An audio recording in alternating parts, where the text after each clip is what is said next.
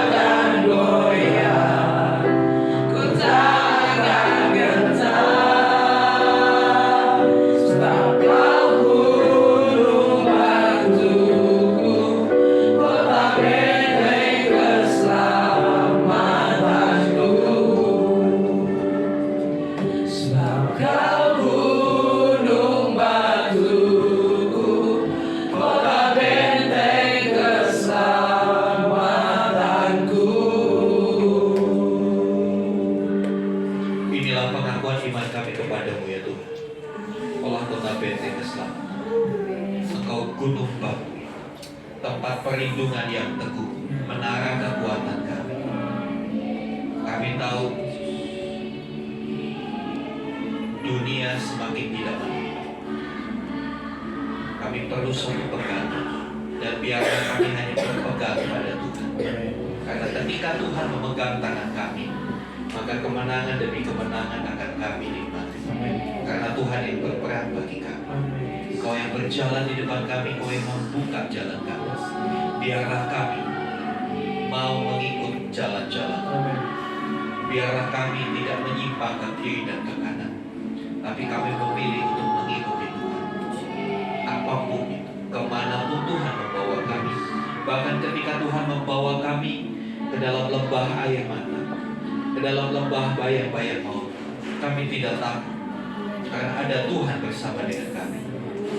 Terima kasih Tuhan. Terima kasih. Nyatakan pribadimu lewat firman, supaya kami lebih mengenal Engkau. Karena dengan pengenalan yang bertambah, maka kepercayaan kami akan bertambah. Terima kasih Tuhan. Berkati teman-teman kami yang sudah melayani kami dalam pujian penyembahan. Kiranya jerih payah mereka tidak menjadi sia-sia di hadapan Tuhan. Terus Tuhan pegang mereka di tangan-Mu, maksimalkan setiap potensi mereka. Terima kasih Bapak. Di dalam nama Tuhan Yesus kami berdoa. Haleluya. Amin. Shalom. Ya, terima kasih untuk presentasi. Ya, saudara yang dikasih Tuhan, ada pepatah tak kenal maka tak sayang. Pernah dengar itu? Pernah dengar itu? Ya, tak kenal maka tak sayang. Dan ini juga berlaku dalam hubungan kita dengan Tuhan. Banyak orang yang susah untuk setia sama Tuhan. Banyak orang yang susah untuk bisa benar-benar percaya kepada Tuhan. Sulit mempercayai Tuhan. Bahkan beberapa orang berkata, ya saya percaya sama Tuhan, tapi ya gimana ya? Gimana gitu loh. Seringkali kita menghadapi, ketemu dengan orang-orang yang semacam itu. Ya, jangan cepat-cepat menyalahkan mereka, jangan cepat-cepat menghakimi mereka. Karena pepatah ini ternyata berlaku. Tak kenal maka tak sayang. Kalau kita nggak kenal sama seseorang, gimana kita bisa mempercayai orang itu? Ya, di sini, ya saudara, saya kasih contoh. Ketika ada orang yang nggak kenal, ketemu saudara di jalan, kemudian orang itu bilang, Pak, ayo ikut saya mau traktir Bapak. Kira-kira saudara mau ikut nggak? Nggak. Kenapa? Yang ada kita curiga, betul nggak? Apa tujuannya? Atau lebih ekstrim lagi, buat seorang gadis, ya, orang cewek single, lagi jalan di mall, tiba-tiba ada cowok, ya lumayan keren lah, ganteng, lebih ganteng dari yang pimpin pujian tadi misalnya. Dicolek, Dek, mau nggak kamu jadi pacar saya? Kira-kira mau nggak? Ya tunggu dulu, Anda siapa kan begitu? Ya, kita tidak akan pernah bisa mempercayai seseorang kalau kita belum mengenal dia, betul? Itulah sebabnya jangan tanya kenapa kok saya susah ya untuk bisa sungguh-sungguh sama Tuhan. Kenapa suami saya, istri saya, orang tua saya susah untuk serius sama Tuhan? Satu masalahnya belum mengenal Tuhan. Mengaku tak kenal maka tak sayang. Bagaimana mau mempercayai kalau kita tak kenal? Tapi kalau saudara mengenal orang itu, saudara tahu persis dari A sampai Z orang itu, kelebihan dia, kelemahannya dia, maka saudara akan mempercayai. Ya kan?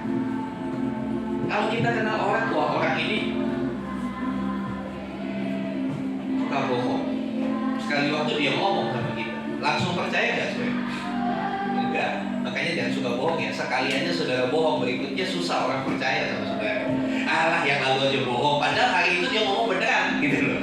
Tapi ketika dulu track recordnya, rekam jejaknya dia bohong, itu jadi stempel.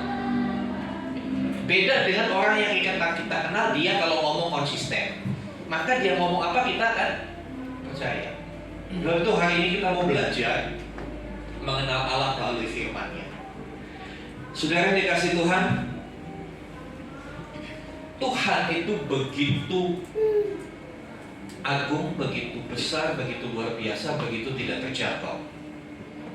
Ya, begitu tidak terjangkau. Pemikiran manusia, akal budi manusia, ya bahkan seluruh keberadaan manusia dengan semua keistimewaan yang dimiliki manusia, seorang Albert Einstein sekalipun, dia tidak bisa menjelaskan bagaimana Tuhan itu. Dia sulit menjelaskan who is God, siapakah Tuhan itu. Kenapa? Manusia itu terbatas. Pikiran kita terbatas. Sehebat-hebatnya orang itu, ada satu limitnya, ada satu batas. Dan batasan-batasan yang kita miliki membuat kita tidak bisa menjangkau Tuhan, menjangkau Allah yang Maha Besar. Oleh karena itu, segala usaha manusia untuk menjangkau Allah itu gagal. Segala bentuk usaha manusia untuk menjangkau Allah gagal. Pengertian manusia untuk menjangkau Allah itu gagal. Gak tepat gitu loh saudara, gak tepat. Oleh sebab itu, Allah mengerti keterbatasan ciptaannya namanya manusia itu. Bagaimanapun sampai kapanpun manusia tidak bisa mengerti, mengenal Allah dengan kemampuannya. Nah di sini Allah yang mengerti, dia turun, dia menyatakan dirinya, dia mengambil inisiatif menyatakan dirinya. Sebab itu dalam bahasa teologi ada yang namanya penyataan Allah. Penyataan Allah itu apa? Tindakan Allah memperkenalkan dirinya kepada manusia, supaya dia dikenal, supaya manusia itu memahami, supaya manusia itu mengerti, dan selanjutnya bisa berkomunikasi. Nah, penyataan Allah ini, ya, tindakan Allah menyatakan diri kepada manusia, secara umum dia menyatakan dirinya melalui alam ciptaan. Coba kita lihat, tolong bukakan di dalam Mazmur 19.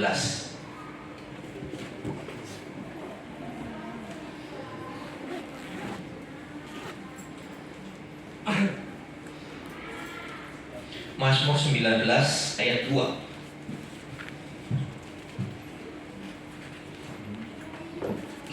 Mazmur 19 ayat 2.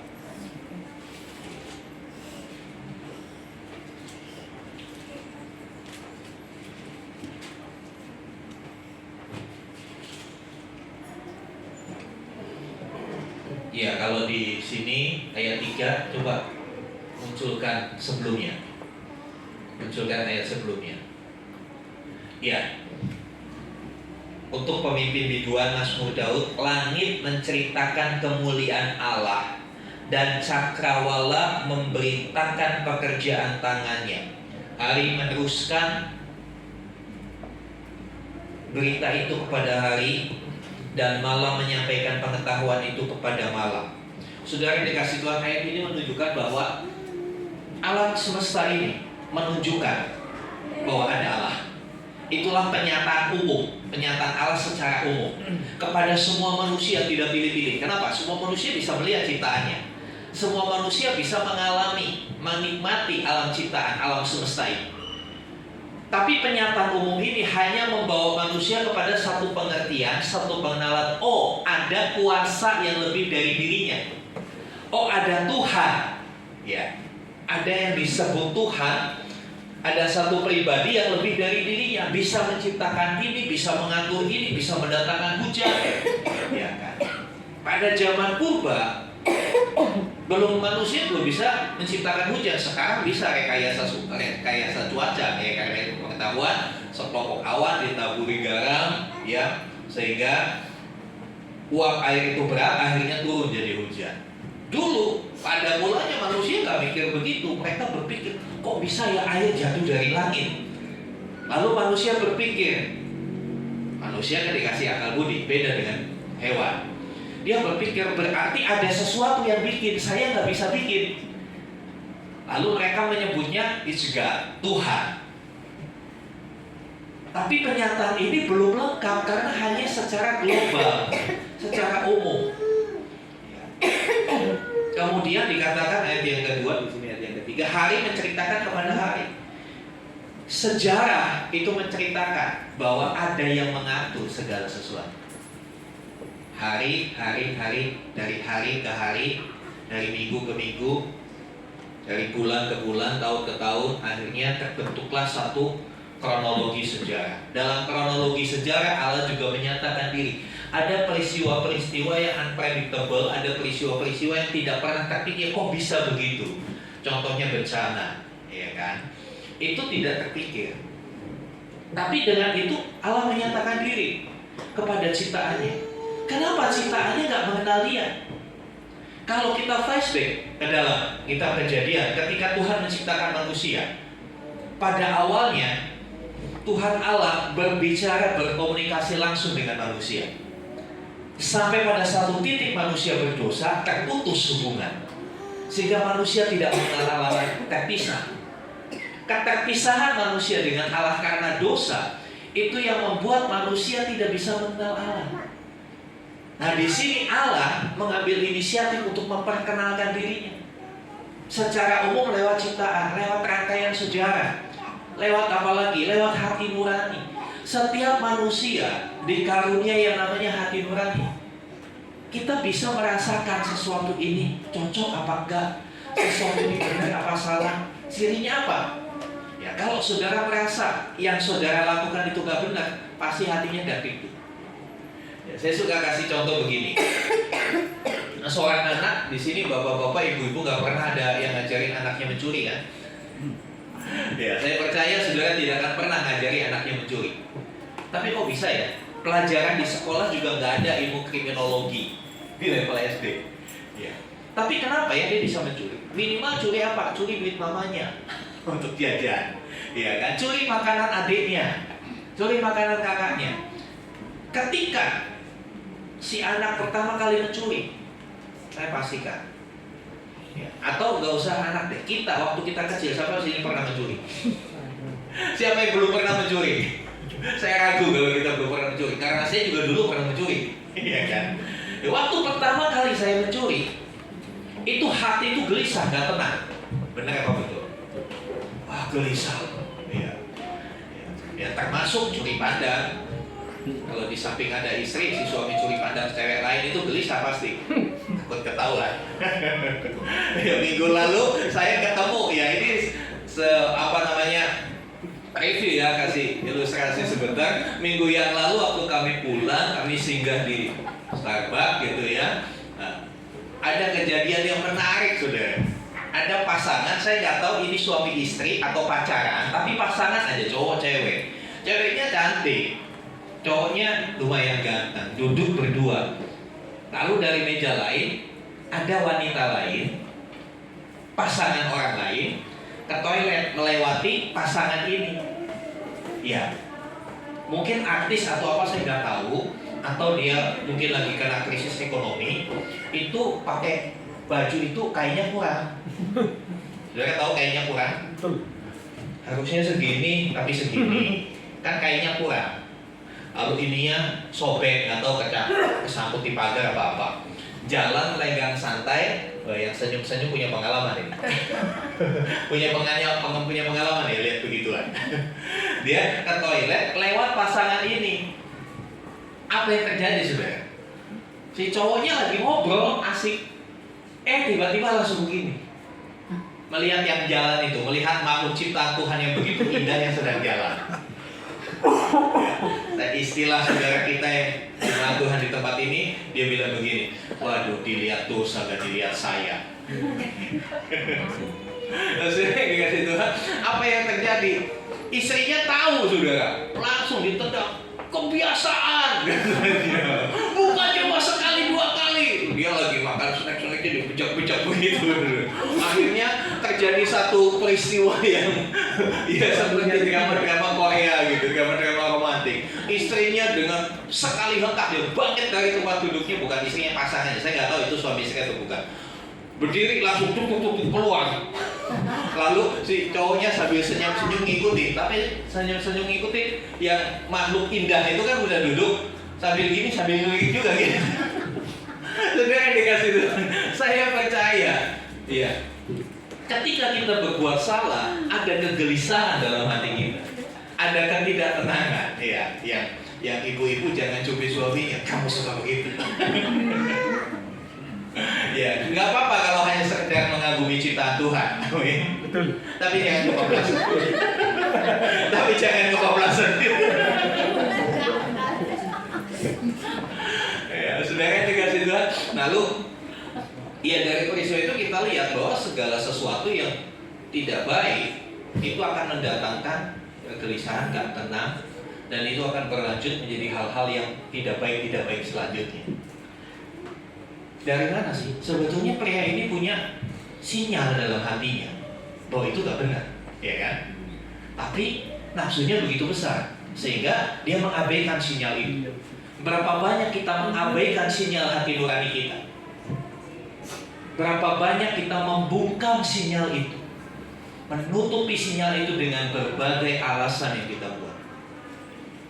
Saudara yang dikasih Tuhan, ketika penyataan umum itu hanya membuat manusia mengenal Allah sebatas tahu,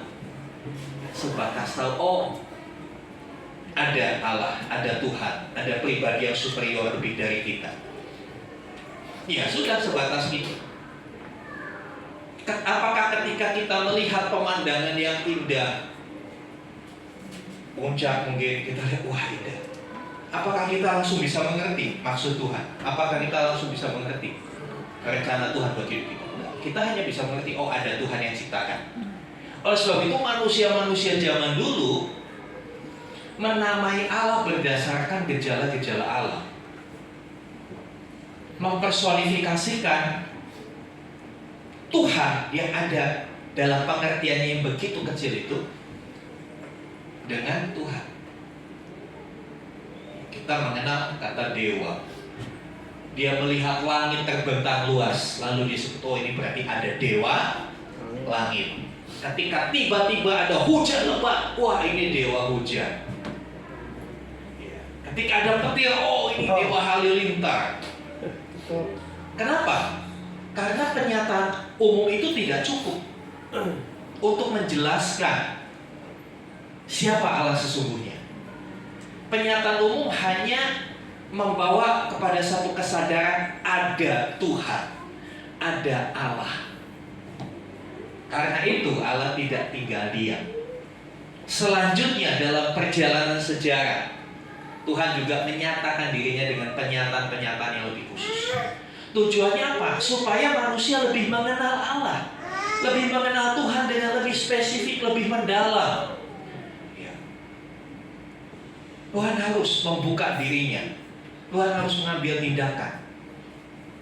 Sebab itu ketika kita membaca Alkitab, dalam Perjanjian Lama, Allah menyatakan dirinya kepada nabi-nabi. Allah berbicara kepada orang-orang utusannya untuk menyatakan siapa Allah sesungguhnya, untuk menyatakan bagaimana sifat-sifat Allah, untuk menyatakan apa rencana Allah bagi manusia, bagi dunia pada umumnya. Saudara yang dikasih Tuhan, penyataan khusus ini dua yang utama. Yang pertama, dia menyatakan diri dengan firman-Nya. Ya. Kita mengenal seseorang umumnya dengan apa? Dengan apa yang dia omongkan, betul kan? Kita bisa lihat orang itu rendah hati atau enggak. Paling gampang itu lihat dari apa yang dia ucapkan, iya kan? Karena ucapan itu menggambarkan, sedikit banyak menggambarkan. Kadang kan kita pernah nggak saudara ketemu orang kalau ngomong itu ngomong tinggi terus, saya begini. Kesimpulan yang saudara tangkap apa? Orang ini sombong. Orang ini sombong. Dari apa? Dari kata-kata. Dari kita mendengar, menganalisa, memahami kata-kata orang itu, kita bisa tahu orang itu seperti apa. Dari apa lagi? Dari perilakunya. Biasanya setelah kita ketemu orang, pertama kali ketemu orang kan ngobrol dong pertamanya. Misalnya, saudara bicara, ayo ketemuan, ya. Udah ketemuan, duduk ngobrol. Tadi warteg, tadi warkop, tadi apa itu duduk ngobrol. Pertama kita melihat kata-kata. Setelah itu saudara menyimpulkan kesimpulan sementara orang ini baik misalnya. Tapi selanjutnya kan saudara harus uji lagi kesimpulan. Bahasa ilmiahnya hipotesa. Hipotesamu itu harus uji lagi. Gimana? Lihat yang diomongin benar apa enggak? Betul kan? Dia bilang pertama ngobrol kan, oh bapak rumah di mana? Oh di situ. Bapak sini naik apa tuh? Saya naik baby Benz seri terbaru. Langsung tangkapan layar, ya screenshot kita semua orang itu. Oh ini orang anjir, ini orang kaya. Karena dia bilang datangnya pakai baby Benz. Padahal dia belum bilang itu baby Benz pinjaman, diantar temannya atau apa. Tapi sementara kesimpulan kita dia orang kaya. Selanjutnya kesimpulan itu kan kita akan uji, betul kan? Begitu selesai ngobrol pulang, kita lihat dong dia benar nggak naik itu. Ternyata dia nggak naik itu, sebelahnya. Ya nggak begitu jauh dari baby Benz si BMW. Wah, mungkin kita berpikir mungkin dia salah sebut. Tapi selanjutnya dalam perkenalan saudara dengan orang itu, saudara akan terus melihat seperti apa dia sesungguhnya, betul kan? Setelah berjalannya waktu, hari berganti hari, bulan berganti bulan, saudara akan mengambil kesimpulan yang lebih akurat tentang orang itu. Dari mana? Dari sebuah hubungan yang terus dibina. Kalau cuma sekali ketemu aja, cuma samar, kenalnya cuma samar, belum kenal. Ya. Makanya saudara, kita dengan Tuhan juga begitu. Kalau kita cuma datang ke gerejanya jarang-jarang, bagaimana saudara bisa kenal Allah? Ketika saudara datang sama Tuhannya berdasarkan mulut saudara, bagaimana saudara bisa mengenal Tuhan seutuhnya? Gambaran itu akan samar sekali. Tapi ketika saudara dengan intens, dengan rajin, dengan setia datang kepada Tuhan dalam setiap pertemuan-pertemuan seperti ini, ataupun di dalam doa-doa pribadi saudara, dalam pembacaan Alkitab, saudara akan mengenali Allah yang sesungguhnya seperti apa. Semakin saudara kenal dia, saudara akan mempercayai dia. Sebab tak kenal maka percaya. Allah menyatakan diri utamanya lewat apa? Lewat perkataan-perkataannya, lewat firman-Nya. Sebab itu bacalah firman ini, maka kau akan kenal Allah. Saudara tidak akan pernah bisa mengenal Tuhan Yesus kalau saudara rajin main game. Karena di game gak ada Tuhan Yesus. Saudara gak pernah mengenal Allah pun dengan nonton serial drama Korea dari A sampai Z. Di sana gak ada Tuhan Yesus. Di sana adanya siapa? Joko. Iya. Nah, saudara kan dikasih Tuhan. Kadangkala kita ingin mengenal Tuhan, tapi kita tidak mencari sumber yang benar untuk kita mengenal Dia. Jangan mengenal Tuhan dari katanya, tapi kenali Tuhan dari pengalaman. Dari pengalaman. Ya, saya kalau ada orang bilang, oh Pak, orang ini begini-begini, ya saya cuma hanya sekilas info buat saya. Sekilas info. Penilaian saya masih penilaian hipotesa. Kecuali saya udah berhubungan dengan dia, berinteraksi dengan dia, ngobrol, pergi bareng, makan bareng, melakukan sesuatu bareng-bareng, saya bisa tahu, oh dia orangnya seperti ini, kelebihannya seperti ini, kelemahannya seperti ini. Kita dengan Tuhan juga seperti itu. Saya dalam perjalanan kehidupan saya sebagai orang percaya, sebagai hamba Tuhan, makin saya mengenal Dia, makin saya speechless, gak bisa ngomong tentang Dia. Kenapa? Terlalu sulit diungkapkan dengan kata-kata.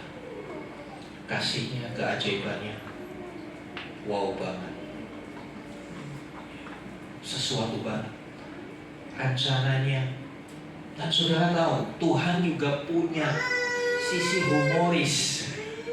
Ya, kalau saudara kenal Tuhan, baik-baik kau bergaul intim dengan Tuhan, pengalaman saya, Dia punya sisi humoris. Tuhan bukan Tuhan yang selalu tegang terus, selalu strike seperti hakim di pengadilan. Atau saudara terdakwa, jangan tolak-tolak, lihat saya. Tuhan tidak seperti itu, saudara. Tuhan itu benar-benar fleksibel banget, Dia ngertiin kita banget. dan ada sisi-sisi humorisnya. Ada kala dia bikin kejutan yang bikin kita tertawa. Sepertinya kita ninggalkan kita. Sepertinya dia ngasih. Tapi saudara tahu kalau kita sama anak-anak kan suka kita main-mainin anak-anak. Nih saya kasih. Amin. Kadang-kadang suka Tuhan bikin begitu saudara.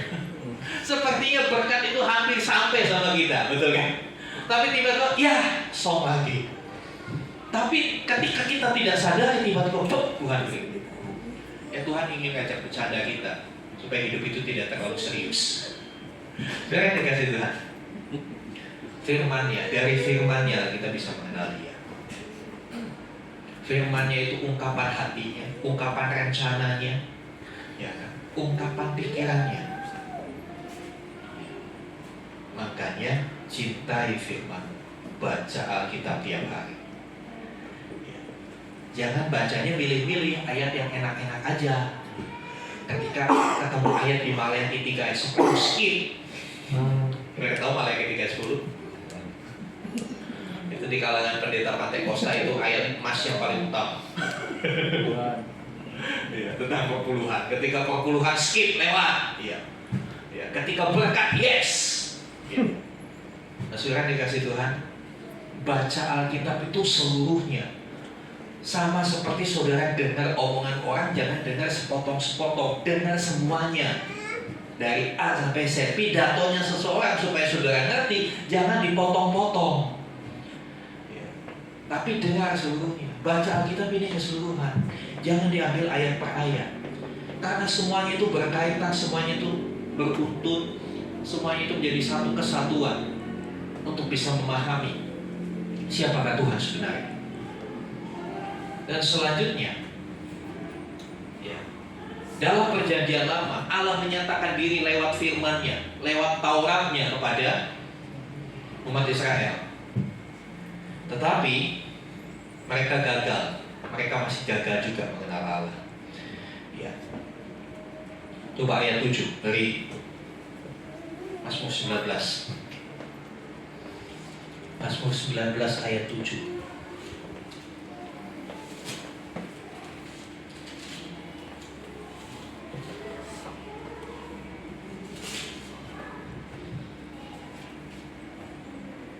Kalau di Alkitab buku ayat 8. Ayat 8 next.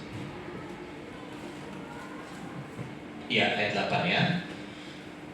Saya bacakan, Taurat Tuhan itu sempurna, menyegarkan jiwa. Peraturan itu teguh, memberikan hikmat kepada orang yang tak berpengalaman. Minggu lalu kita sudah bahas dari Mazmur 119 ayat 98 sampai 100. Kita akan lebih berhikmat dari para pengajar kita. Ya, kita lebih mengerti dari orang-orang tua.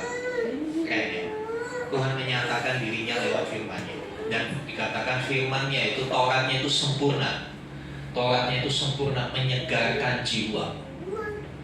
Bagi saudara-saudara yang sedang galau, ya, sebetulnya untuk mengobati galau itu bukan healing, tapi baca Alkitab. Kalau healing itu selesai healing balik lebih pusing. Kenapa? Tagihan makin membengkak, saldo makin berkurang. Karena nggak ada healing yang gratis, ya kan? Saudara dikasih tahu, ketika saudara galau, dikatakan, ketika galau itu area apa sih yang diganggu? Bukan fisik kita kan kalau galau, apa? Pikiran kita, jiwa kita. Ayat ini berkata Taurat itu menyegarkan jiwa. Ketika kau galau, kau perlu kesegaran, bukan healing. Healinglah dengan Alkitab. Baca Alkitab, saudara akan ketemu kata-kata yang akan membuat kau wake up, bangkit lagi, rise up dari semua keterpurukan. Karena kau tahu kau tidak akan pernah sendiri. Ada Tuhan. Tadi pujian tadi, ya saya nggak janjian sama WL. Ya. Tapi pujian tadi berkata pertolonganku hanya dari Tuhan. Tidak akan getar, tidak akan takut ketika kita taruh pengharapan sama Tuhan. Kita nggak pernah bisa ngerti apa yang Tuhan janjikan kalau kita nggak baca Alkitab. Betul. Kita nggak akan pernah ngerti. Oleh sebab itu mari saya ajak kita tahun ini untuk lebih lagi mencintai firman Tuhan. Ini yang membuat kita kuat. Ini yang membuat kita kuat, ini yang membuat saya juga kuat lewat di tahun 2023. 1 tahun 6 kali operasi itu bukan hal yang mudah, saudara. Ada yang mau mengikuti jejak saya? Tenang aja saudara, seorang murid tidak lebih dari gurunya. Kalau saya 6 kali mungkin saudara cuma 5 kali aja. Jangan ya, jangan ya. Katanya yang di belakang, aku satu hari aja di rumah saya udah pusing banget. Dan jangan dikasih Tuhan. Tapi yang membuat kita kuat itu sebetulnya perkataan-perkataan Tuhan. Perkataan-perkataan Tuhan, bukan perkataan-perkataan yang kemarin kampanye. Perkataan-perkataan yang kemarin kampanye itu maybe yes, maybe no, gitu kan? Bisa iya, bisa enggak, gitu kan? Tapi perkataan Tuhan, dia nggak pernah ngeles dari janjinya, sudah. Manusia kadang-kadang kalau udah berjanji kan ngeles, sama seperti orang yang ditagih utang. Kapan mau bayar? Besok. Besoknya didatangi lagi, kapan bayar? Kan besok. Iya kan? Jadi besoknya nggak ada endingnya. Tapi Tuhan, dia akan nyatakan itu sesuai dengan schedule-nya. Kali lagi, sesuai dengan schedule-nya Tuhan, sesuai dengan jadwalnya Tuhan, dengan waktunya Tuhan, bukan waktu kita. Kadang kalau waktu kita tuh pengennya buru-buru, betul kan? Pengennya buru-buru, pengennya cepat-cepat. Tapi Tuhan tahu kapan harus memberkati kita. Tuhan tahu kapan harus menolong kita. Ya. Kadang-kala kita menganggap pertolongan Tuhan itu selalu yang spektakuler, sesuatu yang wow, keren ya, dia mati bangkit, oh keren ya, udah stadium 4, divonis 3 bulan, tapi sembuh total. Wow, kita keren. Kita ingin mengalami yang seperti itu. Pertanyaannya, mau nggak kena stadium 4-nya dulu? Karena sebelum sembuh kan harus mengalami sakitnya dulu, saudara. Betul kan?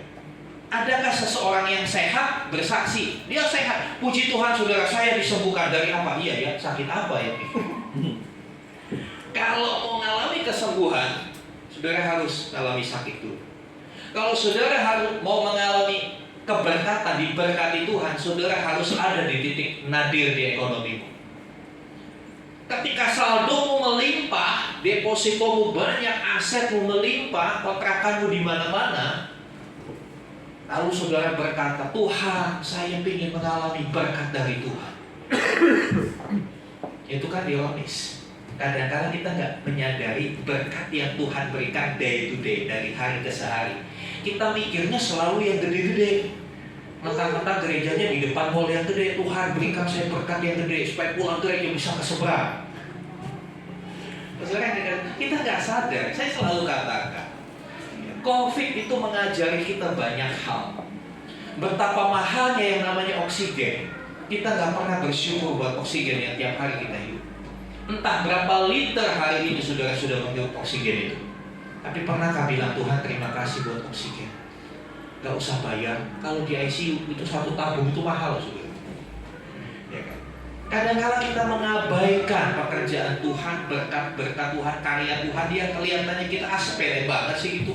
Bahkan ada orang yang berkata begini, dia jualan lalu diberkati, banyak orang yang beli. Setiap open PO selalu sold out. Open PO, saya juga sempat mau beli, udah sold out. Tapi orang ini bilang begini, iya namanya orang jualan, ada yang beli, ya itu kan wajar, itu mah bukan berkat Tuhan. Itu memang saya jualan, makanan saya enak, teman saya banyak, beli habis, ya wajar. Berkat Tuhannya di mana? Mujizatnya di mana? Saya bilang orang itu dalam kebodohan karena tidak mengenal Allah. Yang jualan kan bukan dia aja, saudara, betul nggak? Yang jualan barang itu bukan cuma dia aja, tapi banyak orang. Tapi kenapa orang bisa beli? Kenapa dalam waktu sekejap bisa sold out? Kalau bukan Tuhan yang menggerakkan, kita nggak bisa ngatur hatinya orang pingin apa. Kita nggak bisa ngatur selera orang pingin apa. Walaupun kita sudah menggunakan ilmu DKV, desain komunikasi visual, desain fotonya dari angle yang tepat, pencahayaan yang bagus supaya kelihatan wow. Tapi kalau orang itu nggak suka, ya nggak suka aja. Nggak ada yang bisa mempengaruhi keputusan manusia lain kecuali Tuhan. Saudara, mari kita mau sadar bahwa hidup kita ini ada surya Tuhan. Kita mau sadar bahwa day to day kita sedang berjalan dari miracle to miracle, dari mujizat kepada mujizat. kadang-kala ya itu pemikiran kita terlalu yang wah, mujizat itu harus gede dulu, harus dapat duit 1 miliar dulu baru mujizat. Kenapa sampai hari ini Tuhan belum kasih saudara berkat 1 miliar? Bapak-bapak, kenapa usahamu nggak bisa dapat bonus 1 miliar? Ya, Tuhan tahu, mungkin kalau dikasih 1 miliar nambah istri orang. Kalau dikasih 1 miliar ini makin gak karuan nih. Hari-hari jalan-jalan terus ke Bali, ke Raja Ampat, Singapura, gak pernah ke gereja nanti. Saudara, Tuhan tahu waktu yang terbaik. Kapan memberkati kita? Karena Dia tidak mau berkat itu menjadi bencana dalam hidup kita. Banyak orang, saudara, diberkati tapi jadi bencana, jadi hidupnya rusak. Ketika diberkati, dia menikmati berkat sesuka hatinya, melupakan Tuhan, meninggalkan keluarga, rusak. Tuhan itu tahu banget, sama seperti kita ya. Ketika anak kita umur 3 tahun, gak mungkin dibeliin sepeda motor, gak mungkin dikasih sepeda motor. Ibu-ibu di sini kan paling paham tuh. Kalau kasih uang jajan sama anaknya kan paling paham kan ibu-ibu. Bang jajan, pernah gak dikasih uang merah? Kenapa? Kenapa? Kebanyakan. Kenapa? Takut nanti begitu di tengah jalan dirampas orang, begitu kan? Takut nanti dia jajannya gak karuan. Makanya kita kasih secukupnya. Itu pun dengan mata yang agak pelotok. Jajan terus, gitu kan? Saudara dikasih Tuhan. Kadang-kadang Tuhan juga berlaku begitu sama kita. Kenapa Tuhan gak kasih berkat lebih buat kita? Kita belum dianggap bisa dipercaya oleh Tuhan untuk mengelola itu. Tahukah saudara, dalam setiap berkat yang saudara terima, nanti di belakangnya ada laporan keuangannya, ada pertanggungjawabannya di hadapan Tuhan. Jangan saudara pikir semua berkat saudara bisa bebas sebebas-bebasnya menikmati. Ingat, nanti akan dipertanggungjawabkan. Ya.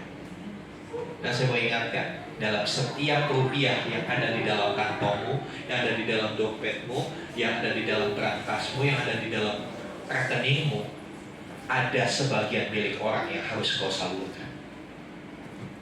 Dengan baik, dari setiap berkat yang saudara terima, kita harus sadar ada sebagian yang milik orang dan juga ada sebagian yang milik Tuhan yang harus saudara balikin sama Tuhan. Nanti pertanggungjawabannya nggak sekarang,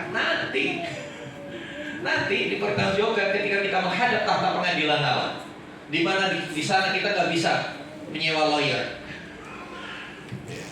kita nggak bisa kendali, semua akan terbuka. Film kehidupan itu akan diputar, ditayangkan, dan kita nggak bisa menyangga. Sebab itu kenali Tuhan lewat firman Tuhan. Kita buka di dalam Perjanjian Baru, Timotius 2 Timotius 3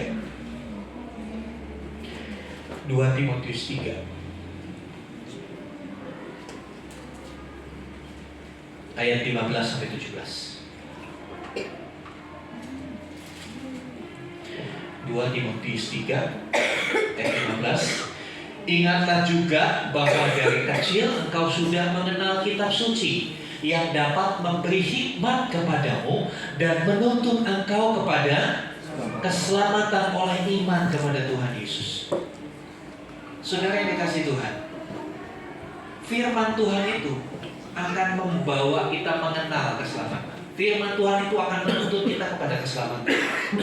Dengan kita membaca firman Tuhan, mengetahui firman Tuhan, kita tahu, oh, manusia diselamatkan itu bukan dari perbuatan baik, bukan dari amal ibadah, tapi karena karya Kristus.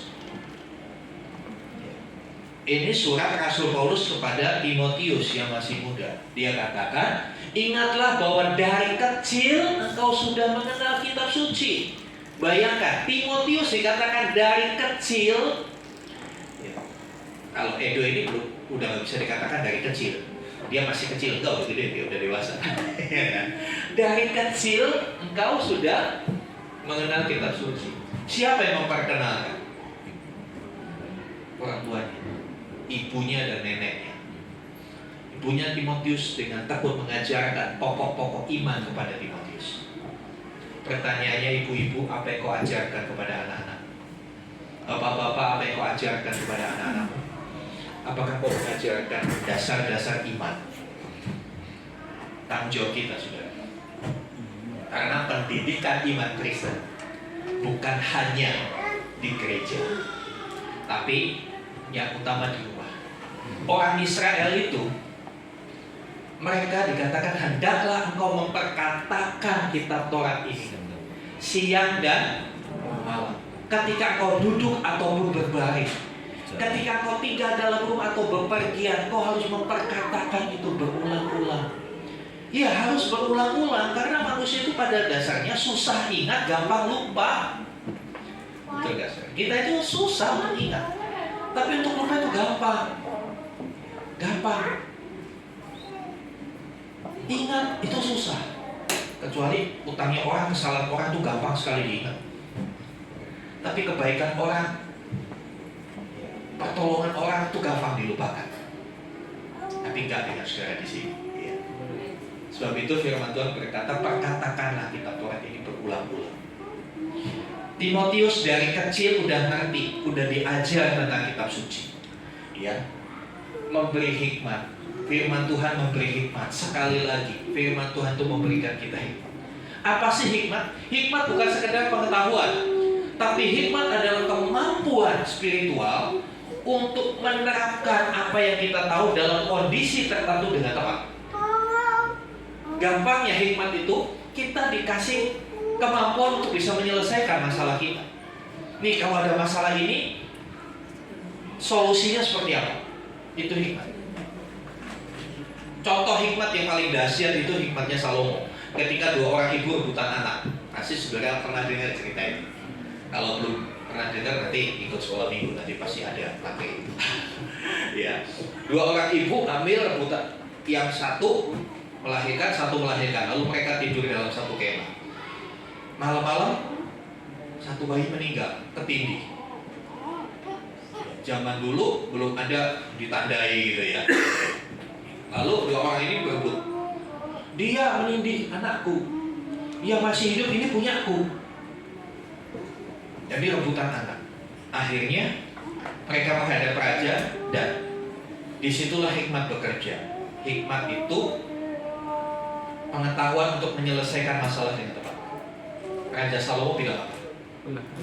Mungkin kalau zaman sekarang ya sudah tes DNA, betul kan? Tes DNA. Tapi zaman dulu belum ada, rumah sakit aja belum ada. Ya. Yang Raja Salomo katakan apa? Udah, penggalanya perawan. Itu kan kayaknya konyol banget ya. Kayaknya konyol banget, bayi hidup dibelah perawan gitu. Tapi justru dengan solusi seperti itu, ketahuan ibu yang asli mana. Ibu yang asli gak akan tega anaknya mati. Dia lebih oke lah, aku gak memiliki anakku, gak apa-apa, yang penting anakku hidup. Tapi ibu yang palsu, ya udah supaya adil, benar-benar potong aja, potong, supaya aku gak dapet itu kan.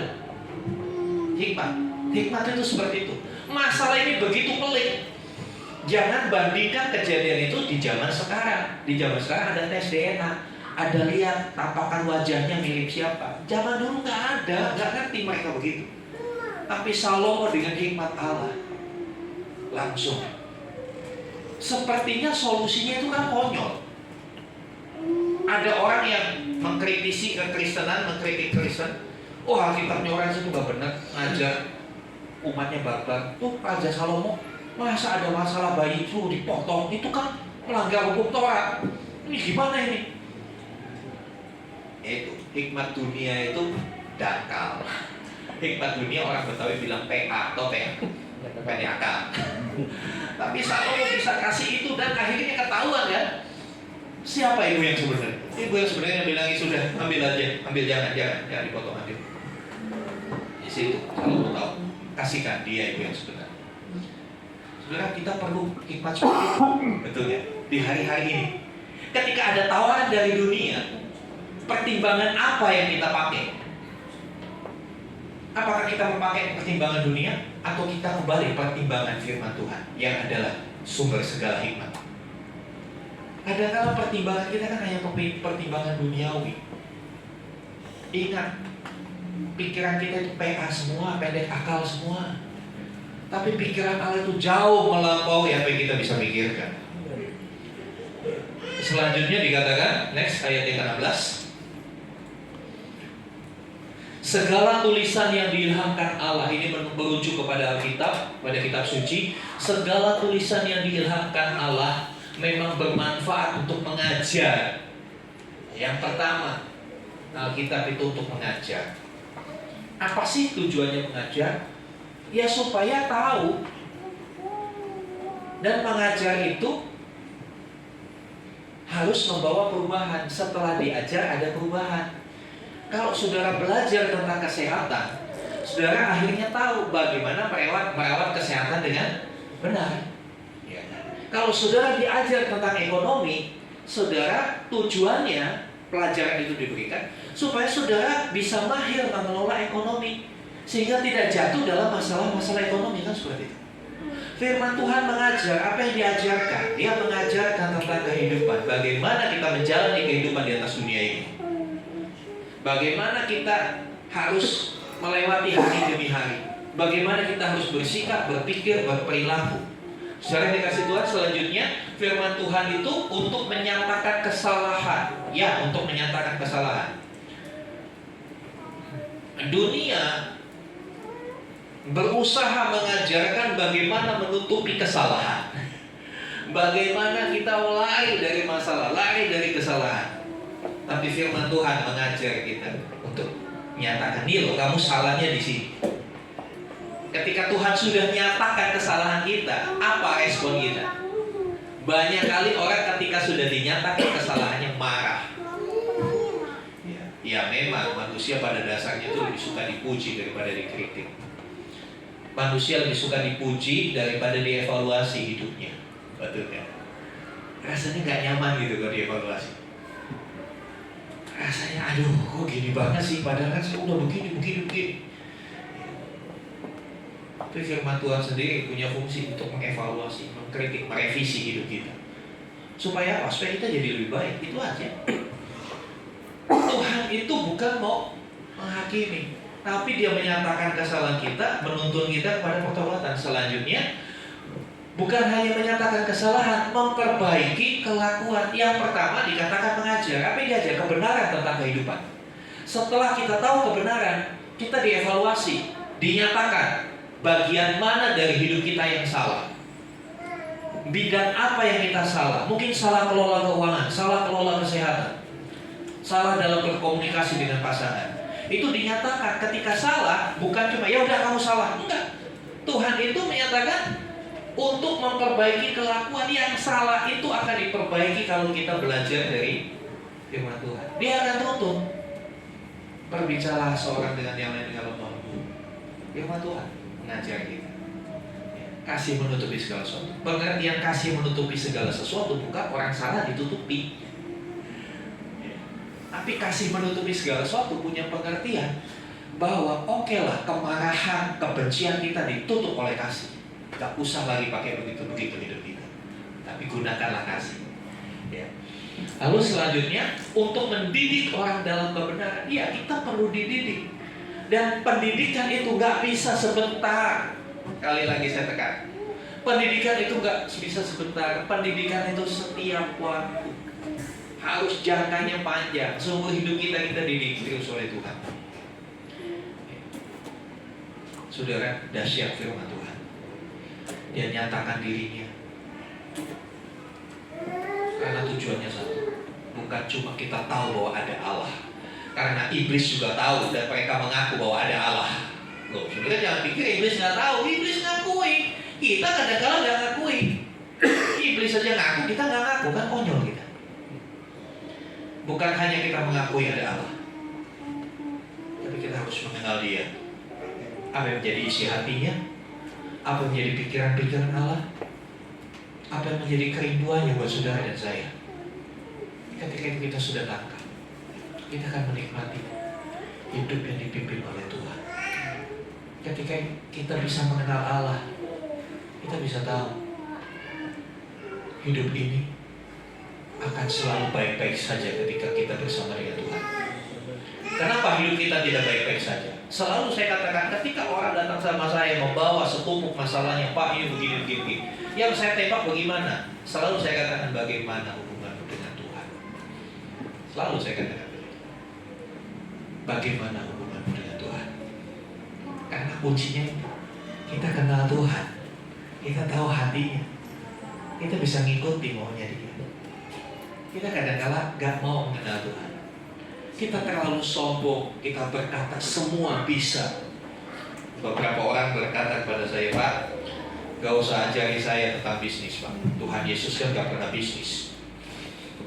Tuhan Yesus itu hanya Tuhan buat di gereja. Kalau untuk bisnis, saya jagonya, Pak. Tapi beberapa tahun kemudian saya lihat dia nyungsep.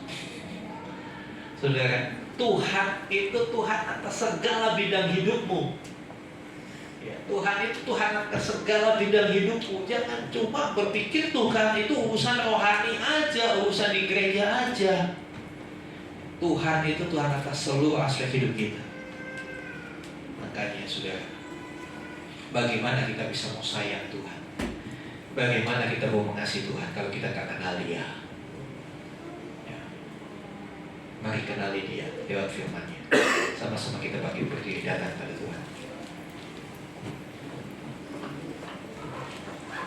Jangan ditutup dulu. Ayat yang terakhir, ayat yang ke-17.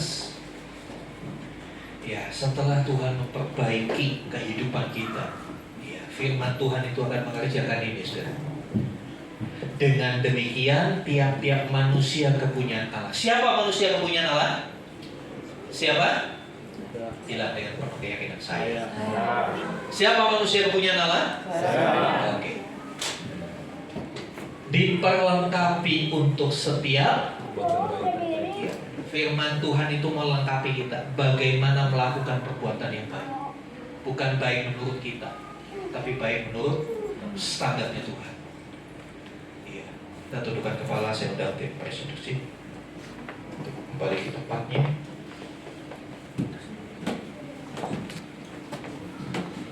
Haleluya, haleluya.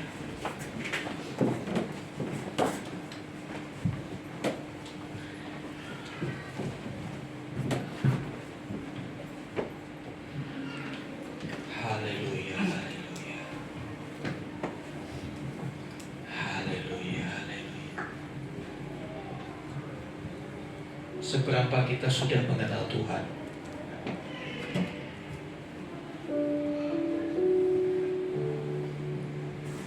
Apakah kita sungguh-sungguh sudah mengenal Dia? Yang pasti Tuhan sungguh mengenal saudara. Tuhan mengenal hatimu, Tuhan mengenal jalan pikiranmu, Tuhan mengenal rancangan-rancanganmu, Tuhan mengenal motivasimu. Tapi pertanyaannya, apakah kita mengenal Dia? Apakah kita mengenal apa yang Dia pikirkan untuk kita? Kadang-kala kita terlalu naif. Kadang-kala kita berpikir, ya sudah cukup ke gereja saja, sudah cukup. Sudah cukup seminggu sekali aku datang ke gereja. Saudara, hati Tuhan, Dia ingin kita mengenalnya. Sebab itu Dia membuka diri. Tuhan tidak menentukan waktu-waktu khusus untuk kita datang kepadanya. Setiap waktu, setiap saat kita boleh datang. Setiap waktu, setiap saat kita boleh membaca firman-Nya, kita boleh berdoa supaya kita bisa mengenal pribadinya. Gak harus tengah malam, gak harus pagi-pagi, kapanpun saudara bisa lakukan itu. Dia tidak membatasi dirinya, tapi Dia membuka dirinya buat setiap kita. Adakah kita memberikan perhatian untuk belajar mengenalnya lebih lagi? Haleluya. Yesus, aku cinta kepadamu. Yesus, aku cinta kepadamu. Yesus, aku cinta kepadamu. Yesusku, aku cinta kau. Yesus, aku cinta. Yesus, aku cinta kepadamu.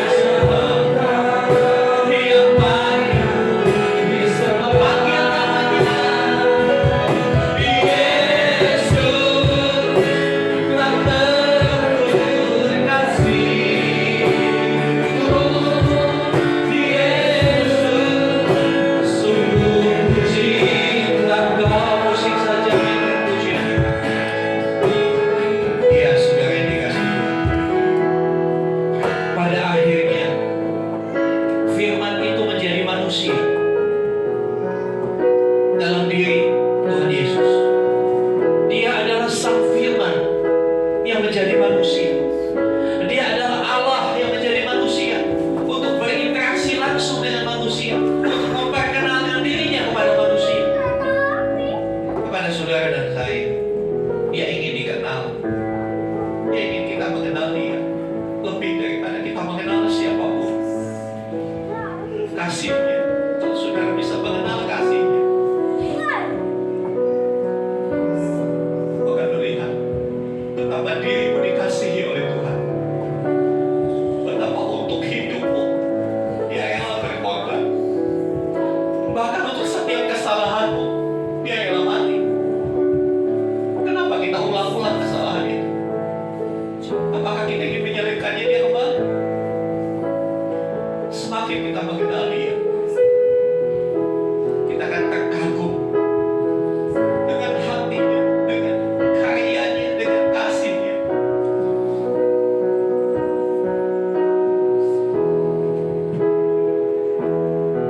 Tapi ada satu komitmen untuk kita lebih menyediakan waktu untuk mengenal Tuhan.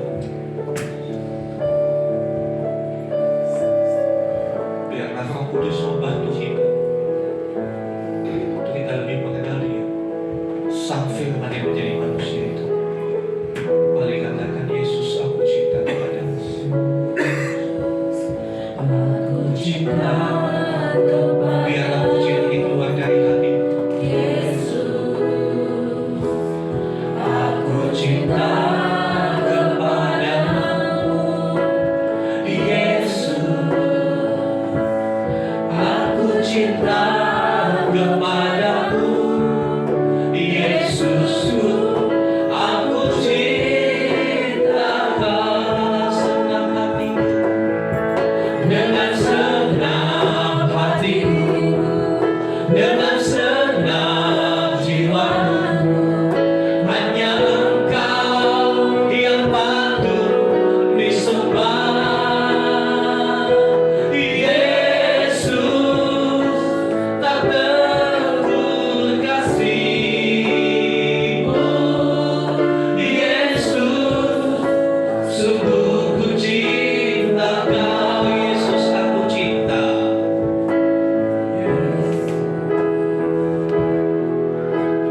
Yesus,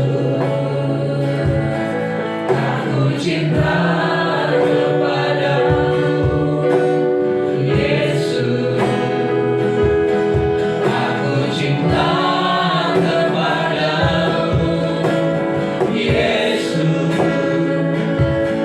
Aku cinta kepadamu, Yesusku. Aku cinta dengan senang hati, dengan senang hati, dengan senang jiwaku. Hanya Engkau yang patut disembah, Yesus. Tak terukur kasih-Mu, Yesus. Sungguh ku cinta Kau, Yesus. Cinta Kau, Yesus. Sungguh ku cinta Kau. Sekali lagi panggil namanya, Yesus. Sungguh ku cinta Kau.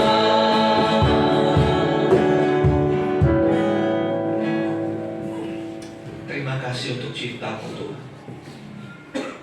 Terima kasih untuk apapun yang Kau sudah kerjakan bagi hidup kami.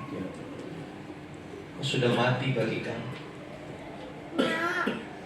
Kau sudah mengorbankan hidup untuk kami yang berdosa. Biarlah kami sadar bahwa hanya Engkau yang bisa lakukan itu. Dan biarlah pengenalan kami akan Tuhan makin bertambah. Biarlah kami menjadi orang yang selalu berusaha membumi Tuhan. Mari Tuhan, nyatakan pribadi-Mu buat setiap kami. Nyatakan kasih kuasa mujizat-Mu buat setiap kami. Sehingga sehingga iman kami bertumbuh, yang kami boleh semakin setia kepada. Terima kasih Tuhan. Terima kasih untuk penyataan diri-Mu yang luar biasa melalui firman. Biarlah kami terus mencintainya dengan kami membaca merenungkannya setiap saat. Karena inilah guide, penuntun untuk kami hidup di dunia. Terima kasih Bapa. Terpujilah Kau kekal selamanya. Dalam nama Tuhan Yesus kami berdoa. Amin. Kami berdoa. Terima kasih Pak Wajah untuk firman yang disampaikan. Biarlah kita terus semakin hari semakin mengenal Tuhan kita. Bapak Ibu Saudara semua, kita satukan hati untuk berdoa. Tuhan Yesus, Allah Roh Kudus, kami bersyukur Tuhan buat pagi hari ini, buat ibadah-Mu. Kami bersyukur Tuhan bahwa hadir di tengah-tengah kami. Kami bersyukur buat setiap kebaikan Tuhan yang Tuhan nyatakan dalam hidup kami Bapa. Hingga hari ini kami boleh ada di tempat ini Tuhan untuk bersekutu, memuji dan menyembah-Mu Tuhan. Tuhan, saat ini kami mau bersatu hati Tuhan. Kami mau sama-sama Tuhan naikkan doa-doa syafaat kami. Kami mau berdoa untuk bangsa kami Indonesia ya Bapa. Kami bersyukur atas penyertaan Tuhan, atas pemilihan Tuhan, pemilihan presiden boleh berjalan dengan baik dan lancar, pemilihan umum Tuhan semuanya boleh berjalan dengan baik. Semoga anugerah Tuhan, semoga berkat Tuhan. Dan kami berdoa Tuhan, siapapun yang akan menjadi kepala negara, siapapun yang akan menjadi presiden buat bangsa Indonesia ini Tuhan, Tuhan telah menentukan yang terbaik Bapa.